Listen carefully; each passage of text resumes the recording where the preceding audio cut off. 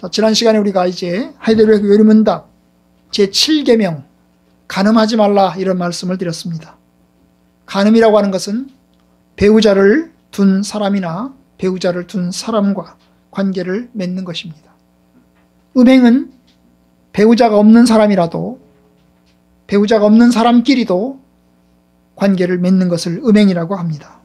그래서 이제 음행과 간음 이 두 개를 하나님께서 금하신 것입니다. 이는 하나님께서 미워하신 것이니 우리가 이제 순결하고 단정한 생활을 해야 합니다. 결혼한 사람만 순결하고 단정한 생활을 하는 게 아니라 결혼하지 않은 사람도 순결하고 단정한 생활을 해야 합니다. 특별히 우리 몸은 거룩한 하나님의 전이기 때문에 몸에게 짓는 죄는 몸을 향해서 짓는 죄는 버리고 거룩함을 지키도록 해야 합니다. 이것이 우리가 지난번에 보았던 7계명에 대한 말씀입니다. 오늘은 이제 요리문답 8계명을 보고자 합니다. 8계명은 우리가 읽은 대로 도둑질하지 말라 하는 말씀이고요. 요리문답은 이제 110번과 111번 두 개의 문답에서 이제 우리에게 이 8계명에 대해서 가르치고 있습니다. 도둑질하지 말라. 도둑질이 뭘까요? 남의 물건을 불법적으로 갖지 말라는 것입니다. 합법적으로 가지는 건 괜찮은데 불법적으로 가지지 말라는 것입니다. 여기에는 남의 물건이라고 하는 것이 전제가 되어 있습니다. 여러분, 남의 물건, 어떤 다른 사람이 개인적인 물건을 가지고 있다는 것입니다. 이것을 사유재산이라고 합니다. 혹은 사유물이라고 합니다. 사실 우리는 이 땅에 태어날 때 아무것도 가지고 태어나지 않습니다. 빈몸으로 태어납니다. 개인 소유라고 하는 것이 없는 겁니다. 그냥 빨가벗고 태어납니다. 그러니까 모든 것은 하나님의 소유이고 남의 것입니다. 그런데 이제 태어나서 이제 우리가 하나씩 하나씩 갖게 됩니다. 땅과 거기 충만한 것과 세계와 그 중에 거하는 자가 다 여호와의 것이라. 하늘이 주의 것이요 땅도 주의 것이라. 세계와 그 중에 충만한 것들을 주께서 건설하셨나이다 하신 것처럼 모든 것은 하나님께서 지으셨고 하나님께서 만드셨습니다.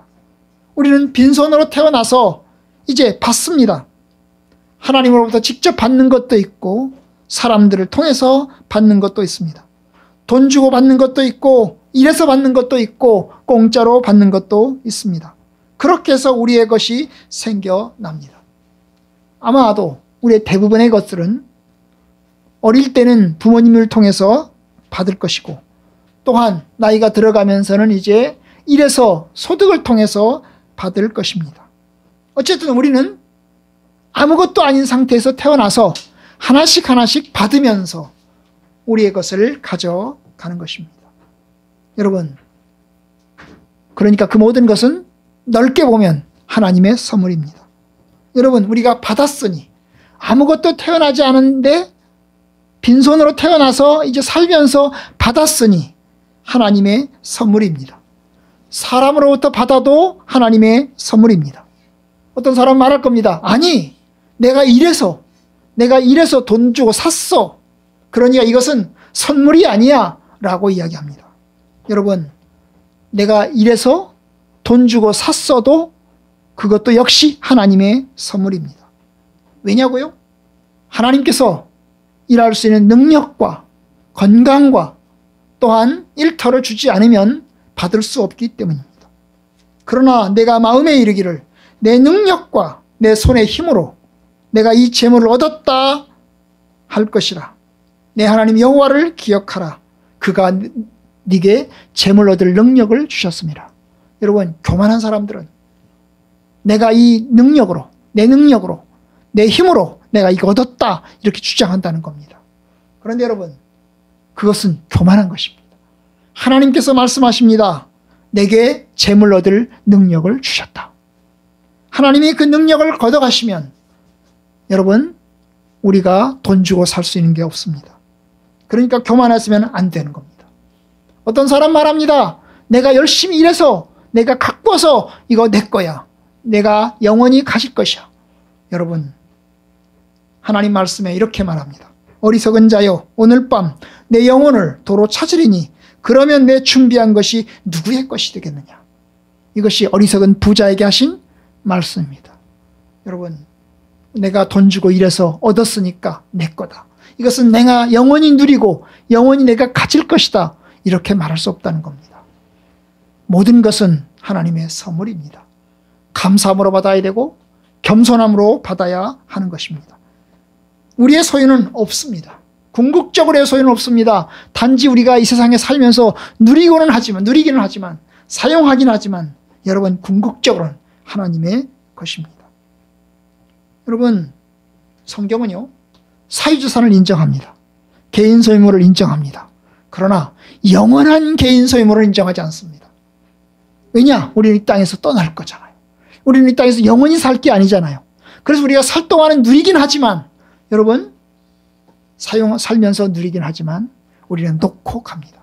놓고 가면 우리의 자녀들이, 다른 사람들이 그걸 보면서 정리해서 버리기도 합니다. 불태우기도 합니다. 없애버리기도 합니다. 그렇죠? 우리의 것은 없어요. 영원히 우리의 것은 없는 것입니다. 말이 나온 김에 여러분 좀 더 생각해 봅시다. 하나님께서 소유를 허락하지 않는 것도 있습니다. 누구에게 개인 소유를 허락하지 않는 게 있습니다. 뭘까요? 햇빛과 공기는 여러분 개인 소유를 허락하지 않았습니다. 영원히 네가 네 마음대로 권리를 주장할 수 없습니다.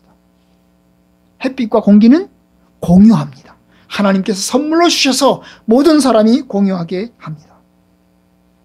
차와 집과 책은 어떨까요? 하나님이 개인 소유를 허락하십니다. 그러면 땅은 어떨까요? 여러분, 땅은요 아주 독특합니다.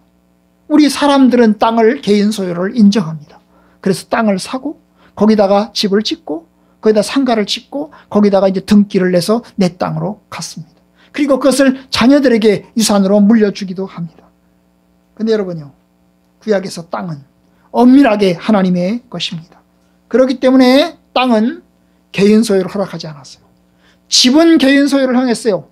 땅 위에 지어진 집은 개인 소유를 허락했어요. 그러나 땅은 소유를 허락하지 않았습니다. 다만 잠정적으로 선물로 주어졌을 뿐입니다. 레위기서 25장 23절, 토지를 영구히 파지 말 것은 토지는 내 것임이라. 너희는 거류민이요 동거하는 자로서 나와 함께 있느니라. 여러분, 땅에 대해서는 하나님이 소유권을 주장합니다. 땅은 하나님의 것이다. 그러니 토지 매매를, 영원한 토지 매매를 인정하지 않으십니다. 이스라엘 백성들이 가나안 땅에 들어가서 땅을 받았습니다. 땅을 받았죠. 분배받았습니다. 임시 소유한 것입니다. 임시 소유한 것입니다. 영원히 소유한 게 아니라 임시 소유한 겁니다. 이제 임시 소유하던 땅에서 살기가 힘들어가지고 그 땅을 딴 사람에게 넘깁니다. 돈 주고 넘기든지 무슨 이유로 땅을 넘기겠죠. 그러면 그 넘기면 받은 사람은 영원히 소유권을 받는 게 아닙니다. 그 사람도 역시 임시로 소유권을 받은 것입니다. 그러다가 이제 임시로 소유권을 받은 사람이 어떻게 합니까? 다시 돌려줘야 할 때가 있습니다. 언제 돌려줘야죠? 희년이 되면, 50년째 희년이 되면 공짜로 거저 원래 소유자에게 돌려주어야 합니다. 그러니까 임시 소유권인 거죠. 거기다가 여러분, 땅을 내가 임시로 내가 소유권을 가지고 있는데 소유권을 이제 넘겼어요. 힘들어서 내가 돈 주고 바꿔가지고 땅을 넘겼습니다. 그럼 원래 주인은 언제든지 다시 찾아올 권리가 있습니다. 내가 그 돈만큼만 주면 언제든지 찾아올 권리가 있습니다. 그리고 혹시 못 찾아오면 희년이 되면 돌아갑니다. 혹시 내가 죽었다면 내 자녀에게 돌아갑니다. 그래서 하나님께서는 이렇게 땅을 원래 주인에게 돌려보내는 방식을 통해서 평등과 균등을 지키도록 하십니다. 빈부격차가 그렇게 세지 않는 거지요. 하나님은 빈부격차를 막는 방법으로 이 땅에 대해서는 소유권을 인정하지 않았습니다. 이 나라에 소수의 사람들이 엄청나게 많은 땅을 가지고 있고 다수의 사람들은 땅 한 평 없이 살아갑니다. 그러니까 엄청난 빈부격차가 생겨나는 것입니다. 여러분, 땅은 생존권의 기본이기 때문에 하나님께서 영원한 토지 매매를 허락하지 않았습니다. 마치 중국식하고 비슷한 거죠. 여러분, 중국은 땅은 국가 것이고, 그리고 그 땅 위에 집을 지으면 그 집은 개인 소유를 인정합니다. 이게 아마 성경적인 것과 좀 비슷한 것입니다.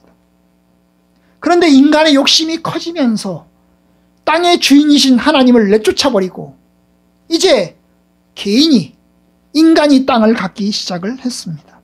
하나님의 땅을 인간의 땅으로 만드신 것입니다. 주인이신 하나님을 내쫓아버리고 인간이 주인이 되었습니다. 이것이 탐욕입니다. 인간의 욕심과 탐욕인 것입니다. 그렇게 해서 인간은 심각한 죄를 짓기 시작을 했습니다. 여러분, 하나님의 심판이 뭘까요? 하나님의 심판은 땅을 갖기 위해서 그 탐욕으로 빼앗는 그런 일들을 에 대해서 심판하십니다. 여러분, 전쟁을 통해서 땅을 빼앗습니다. 여러 가지 부조리를 통해서 땅을 빼앗습니다. 여러분, 이것이 하나님의 심판을 불러오고야 합니다. 성경이 이렇게 이야기합니다. 가옥에 가옥을 지으며 전토에 전토를 더하며 빈틈이 없도록 하고 이 땅 가운데서 홀로 거주하려 하는 자들은 화 있을진저. 여러분, 인간의 욕심이 더욱더 많은 재산과 더욱더 많은 소유를 가지려고 몸부림치는 것입니다. 이게 결국 범죄로 이어지는 것이고 하나님의 뜻을 거스르는 것입니다. 대략적으로 우리가 도둑질하지 말라 하는 말씀을 전제로 해서 사유물에 대한 이야기를 말씀을 드렸습니다. 이제 요리문답을 좀 더 살펴보겠습니다. 요리문답 110번 보겠습니다. 110번 제8계명에서 하나님께서 금하신 것은 무엇입니까? 하나님께서는 국가가 법으로 처벌하는 도둑질과 강도질만을 금하신 것이 아니고 이웃의 소유를 자기의 것으로 삼고 시도하는 모든 속임수와 관계를 금하십니다. 도둑질에는 거짓 저울, 위조, 고리대금과 기타 하나님께서 금하신 일들이 포함되며 이런 것들은 폭력이나 합법성을 가장하고서 일어날 수 있습니다. 또 하나님께서는 모든 탐욕을 금하시고 그의 선물을 무분별하게 낭비되는 것도 금하십니다. 여러분, 이제 110번은 금하는 것입니다. 하나님께서 이 8계명에서 하지 말라고 명하시는 것이 무엇이냐를 이야기하는 것입니다. 바로 그것이 이제 도둑질이 무엇이냐 하는 것이겠죠. 여러분, 여기 보면 하나님께서는 국가가 법으로 정하는 도둑질과 강도질만을 금한 것이 아니고 국가가 법으로 정한 게 있죠. 그것만 금한 게 아니고 그 다음에 이웃의 소유를 자기 것으로 삼으려고 시도하는 모든 속임수와 관계를 다 금하십니다.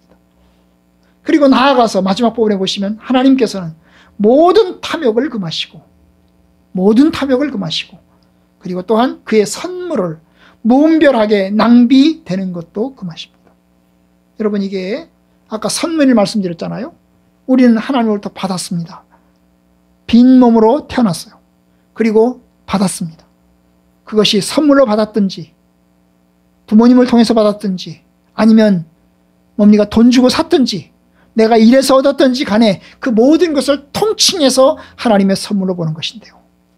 그 선물들을 무분별하게 낭비되는 것도 하나님이 금하신다는, 그것도 도둑질로 보인다는 겁니다.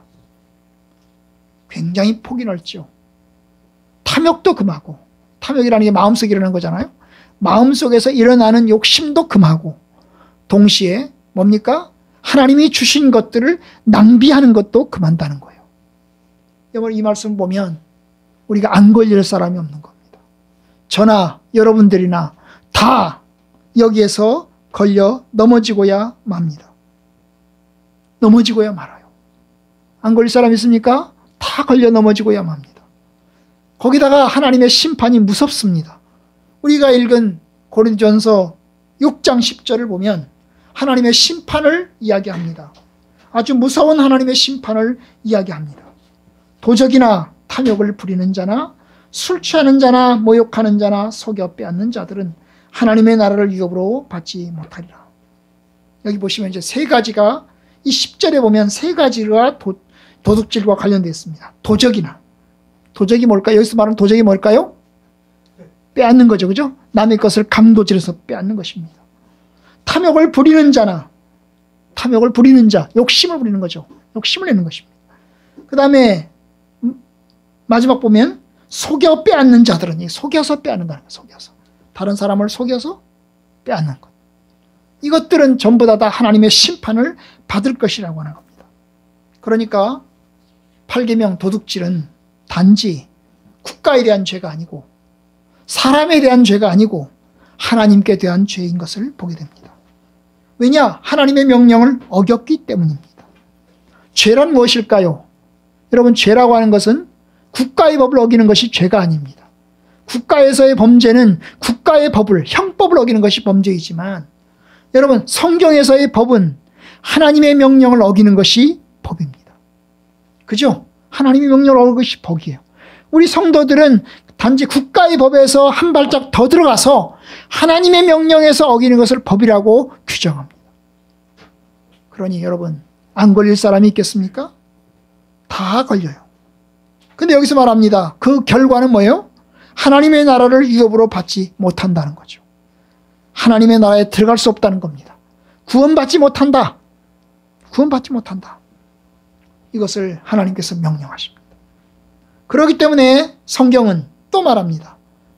삼가 모든 탐심을 물리치라. 사람의 생명이 그 소유의 넉넉함에 있지 아니하니라. 여러분, 탐심조차 물리쳐야 된다는 거예요. 탐욕조차 벗어버려야 된다는 것입니다. 얼마나 심각하게 볼까요? 이 탐욕을 굉장히 심각하게 보는 것입니다. 골로새 3장 5절에 보면 이 탐심은 우상숭배라고 하였습니다. 우상숭배가 뭘까요? 10계명에서 2계명, 하나님 외에 다른 신을 두고 우상을 만들고 섬기고 절하는 것을 우상숭배라고 합니다. 그런데 우상숭배라고 말할 때 그냥 우상을 만들고 그 다음에 섬기고 절하는 것을 우상숭배라고 하는데 성경은 탐심도 우상숭배라고 하는 겁니다. 탐심도 우상숭배라고 하는 거죠. 여러분, 탐심은 이미 우상을 만들진 않았습니다. 거기다가 절하진 않았습니다. 섬기진 않았습니다. 하지만 마음에서 생긴 신이라는 거죠. 마음의 신이라는 것입니다. 그래서 여러분, 이것이 심각한 것입니다. 참으로 쉽지 않은 겁니다. 저도 걸려 넘어지고 여러분들도 걸려 넘어지는 겁니다. 하나님에게서 찾아야 될 안전을 재물로부터 찾는 것, 하나님의 보장으로부터 찾아야 될 보장을 여러분 세상의 것들에서 보장받으려고 하는 것, 하나님의 위로에서 받아야 되는 것들을 사람에게서, 다른 것에게서 받으려고 하는 것, 그것이 탐심이고 그것이 우상 숭배입니다. 예외가 없습니다. 저도 예외가 없고 여러분들도 예외가 없습니다. 참 이게 쉽지 않은 것 같습니다. 많은 목사님들도 젊을 때는 복음으로 시작을 합니다. 그러다가 마지막 은퇴할 때가 되어서 취해지는 것들을 보게 됩니다. 목사님들만 그러겠어요? 그렇지 않습니다. 가난한 사람들만 그럽니까? 있는 사람들도 그럽니다. 모든 사람이 다 여기에 걸려 넘어집니다. 권력을 가지면 더 오랫동안 권력을 갖고 싶어하고, 조금 가지면 더 많이 갖고 싶어하고, 이게 인간의 본성이고 인간의 연약함인 것입니다. 그래서 성경은 심각하게 보는 거죠. 하나님의 나라를 유업으로 받을 수 없느니라. 저와 여러분들이 여기에 걸리지 않을 사람이 아무도 없어요. 다 걸립니다. 8번째 계명에서 우리는 걸려 넘어집니다. 게다가 아까 말씀드렸던 것처럼 선물을 낭비하는 것도 금한다고 했어요. 다시 말하면 선물을 책임있게 올바르게 사용해야 되는데 올바르게 사용하지 않고 내 멋대로 사용하는 것도 금한다는 겁니다. 여러분, 하나님께서 주신 선물을 함부로 내 것이라고 해서 사용할 수는 없는 겁니다. 우리는 청지기로서 받았습니다. 주인으로서 받은 게 아니고 청지기로서 받은 겁니다. 세상에 사는 동안 우리는 하나님으로부터 받긴 받았는데 청지기로서 받은 겁니다. 살아있는 동안 사용하고 그리고 하나님이 부르실 때는 두고 가는 겁니다. 이것이 청지기입니다. 청지기는 주인과 계약을 맺어서 이제 주인에게 책임을 집니다. 그리고 마지막에 카운터합니다. 계산을 합니다. 결산을 합니다.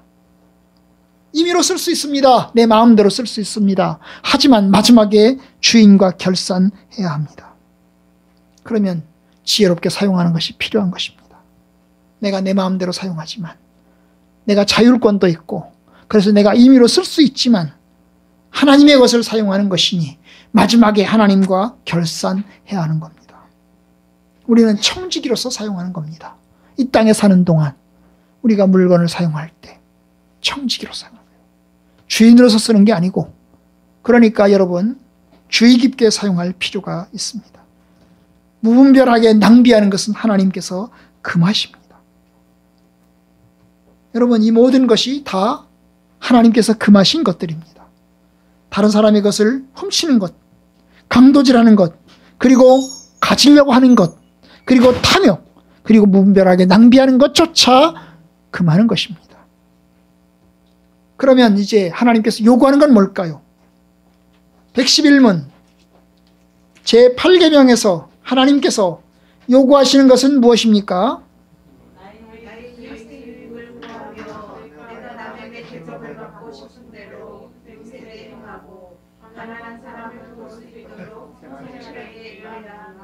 네, 자 이 111번은 이제 하나님이 요구하는 긍정적인 적극적인 의미에서 하나님이 명령하시는 것을 이야기합니다. 하나님이 뭘 명령하시냐? 첫 번째, 나의 유익을 구하지 말고 다른 사람의 유익을 구하라는 것입니다. 이웃의 유익을 구하는 겁니다. 고린도전서 10장 24절 누구든지 자기의 이익을 구하지 말고 남의 유익을 구하라. 여러분 우리의 본성은 우리 자신의 유익을 구합니다. 나의 이익을 추구합니다. 그런데 하나님께서는 말씀하십니다. 다른 사람의 유익을 구하라. 우리는 자유를 가지고 있습니다. 많은 부분에서 자유를 가져요. 그 자유를 가지고 임의로 사용합니다. 우리는 그 자유를 가지고 내 마음대로 살 수 있습니다. 시간도 내 마음대로 쓸 수 있고 돈도 내 마음대로 쓸 수 있습니다. 그런데 모든 것이 가하나 모든 것이 유익한 것이 아니고 모든 것이 가하나 모든 것이 덕을 세우는 것이 아니라고 얘기를 했어요. 그렇기 때문에 덕을 세우는 방향으로 유익을 주는 방향으로 사용하라고 명령하십니다. 아까 말씀드렸죠. 청지기는 자유를 가지고 있다고. 내가 임의로 쓸 수 있다고. 그래서 내가 임의로 사용하면서 나에게 이익을 줄 수 있고 다른 사람에게 이익을 줄 수도 있는데 여러분 결국에는 하나님과 카운터 계산을 해야 된다. 하나님과 계산하는데 얼마나 다른 사람에게 이익을 주었느냐 이걸 가지고 하나님 앞에서는 계산을 하게 될 것입니다. 여러분 그러니까 여러분 다른 사람의 이익을 구하는 삶을 살아야 합니다. 성도들은 다른 사람의 이익을 구하는 삶을 살아야 합니다. 자기 이익을 구하면 결국 내가 행복하게는 살고 좋게는 쓰겠지만 여러분 하나님 앞에서 심판받을 것입니다. 반면 다른 사람의 이익을 구해서 다른 사람의 이익을 위해서 사용하면 여러분 당장은 내가 손해보고 당장은 내가 고통을 받지만 그러나 하나님이 돌보시고 은혜를 주십니다. 가급적 제일 좋은 것은 나도 유익하고 다른 사람도 유익한 것이 좋다고 여겨집니다. 좀 더 지혜롭게 우리가 사용할 수 있도록 해야겠습니다. 두 번째, 내가 남에게 대접을 받고 싶은 대로 이웃에게 행하라는 겁니다. 역시 이 두 번째도 이웃과 관련된 다른 사람과 관련이 되어 있습니다. 성경에 황금률이 있습니다. 무엇이든지 남에게 대접을 받고자 하는 자는 남을 대접하라. 이것이 율법이요 선지자이니라. 여러분 율법 중에서도 율법은 뭐냐? 법 중에서 법은 뭐냐? 다른 사람에게 섬기는 겁니다. 내가 대접받고 싶은 대로 다른 사람을 섬기는 겁니다. 그렇게 섬기면 어떻습니까? 내가 다시 돌려받습니다. 하나님께서 축복하십니다. 만약에 돌아오지 않는다 해도 우리가 탐심을 따라 행하는 것이 아니기 때문에 감사할 수 있습니다. 그래서 우리가 대접을 받고 싶은 대로 다른 사람을 섬겨야 합니다. 세 번째 명령은 가난한 사람을 도울 수 있도록 성실하게 일하는 겁니다. 여러분, 성실하게 일하라. 다른 사람을 돕기 위해서. 역시 이것도 다른 이웃과 관련되어 있죠. 여러분, 첫 번째, 두 번째, 세 번째가 다 이웃과 관련되어 있어요. 이웃의 유익을 구하고 이웃에게 행하고 다른 사람을 도울 수 있도록. 그리고 성실하게 일하는 겁니다. 성실하게 일하라. 그러려면 여러분, 자기가 직업을 가지고 있어야 됩니다. 부지런해야 합니다. 하나님이 주신 것에 어느 정도 자족해야 합니다. 하나님이 주신 분량 안에서 분수에 맞게 살아야 합니다. 여러분, 이것이 주님께서 요구하는 겁니다. 물론 우리가 가난할 수 있습니다. 예수님처럼 가난할 수 있습니다. 바울처럼 가난할 수 있습니다. 그래서 가난한 삶을 살아야 되는 경우도 있습니다. 그런 경우에도 감사해야 되겠죠. 형제들아, 들을지어다. 하나님께서 세상에서 가난한 자를 택하사 믿음에 부여하게 하시고 자기를 사랑하는 자들에게 약속하신 나라를 상속으로 받게 하지 아니하셨느냐. 여러분, 그래서 예수님 때문에 가난을 선택하고 가난한 삶을 살아가는 사람들도 있습니다. 전도자의 삶을 살고 선교사의 삶을 살고 또 가난한 사람들과 함께 살아가는 사람들도 있습니다. 주님 따르는 거죠. 내가 예수님의 제자로서 주님처럼 살겠습니다. 또 어떤 사람들은 부자로 살 수도 있습니다. 하나님께서 허락해 주셔서 부자로 살 수 있습니다. 그런데 여러분, 예수님보다 만약에 부자라면, 예수님보다 부자라면 우리는 겸허하게 섬겨야 합니다. 우리가 예수님만큼 잘 산다면, 그리고 예수님보다 더 잘 산다면 우리는 정말로 겸허해야 합니다. 왜냐하면 야고보서 1장에서는 이렇게 말합니다. 낮은 형제는 자기의 높음을 자랑하고 부한 자는 자기의 낮아짐을 자랑할지니. 여러분, 낮은 형제라고 하는 것은 가난한 사람을 말합니다. 가난한 사람들은 자기의 높음을 자랑하는 거죠. 왜일까요? 하나님 나라에서 받을 것이니까. 하나님 나라에서 받을 것이니까 지금 내가 비록 지금은 가난할지라도 하나님 나라에서 풍성하게 받을 것이니까 담대하고 꿋꿋하게 살아가라. 부한 자는 자기의 낮아짐을 자랑할지니. 여러분, 부자입니다. 이 세상에서 부자는 어때요? 하나님 앞에서 자기를 낮추실 것이니까 그 낮아지는 것을 자랑하라는 겁니다.